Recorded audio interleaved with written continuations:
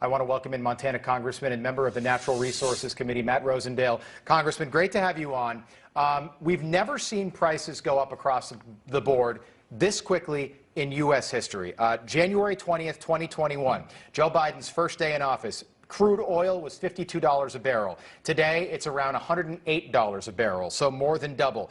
Gas on January 20th, 2021, Joe Biden's first day in office, the average was $2.11 a gallon. Today, right now, it's $4.18 a gallon. How bad is this going to get? And from your perspective in Congress, is there any end in sight?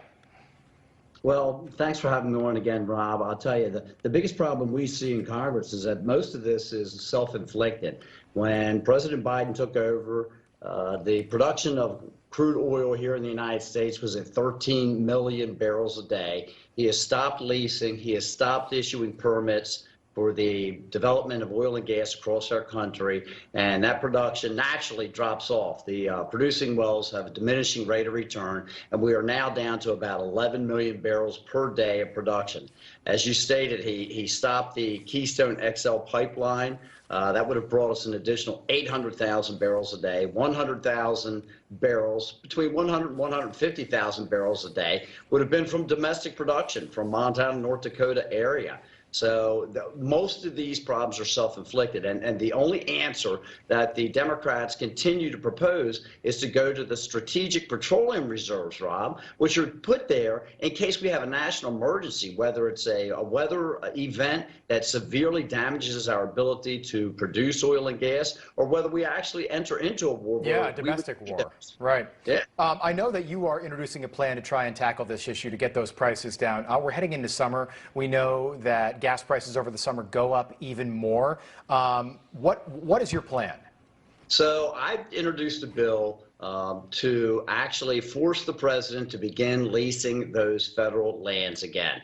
He would be forced to have at least one lease opportunity every quarter each year, so that we can get access to those properties that in the western states that are producing oil and gas and have the potential to produce oil and gas. The Natural Resources Committee, under the guidance of the ranking member, Bruce Westerman, the Republican, introduced a package of 6 bills to make sure that we were accessing those resources, that we were permitting the properties that already have leases, active leases on them, so that we can begin to bring this production back up again and fill that void in that 2 million barrels a day. Look, the price of crude oil is based on the global production and the global consumption. Right. There's about 100 million barrels a day that are being consumed around the world, and we have to make sure that we do our part to provide the amount of energy that the United States consumes. It's simple math. Congressman, you represent the entire state of Montana. That shares the largest border with Canada of all of our northern states.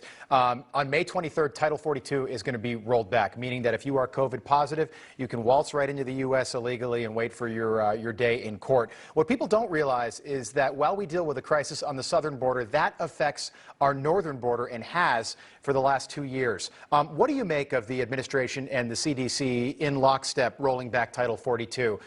Next month?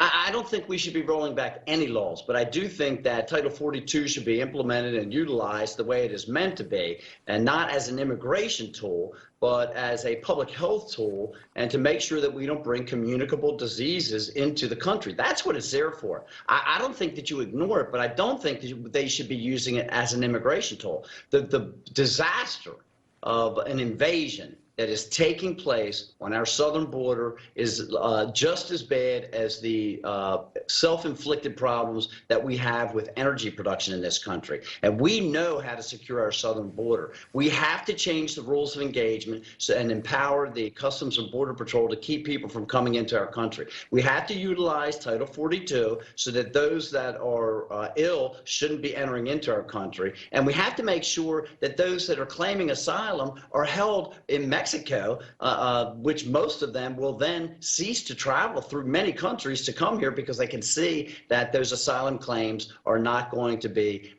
utilized to allow them to just run freely into our country, Rob. Well, and we have the numbers from the Border Patrol. Almost 3/4 never show up for their court appearance. By the way, we saw this it started in 2012, but we certainly saw it in 2016 when Donald Trump won the presidency. We saw it again in 2020. But could this backfire on Democrats? It seems like Latino voters are voting conservative more and more every single election cycle. That seems to be the case. Do you think this whole plan to turn America blue could actually backfire on Democrats?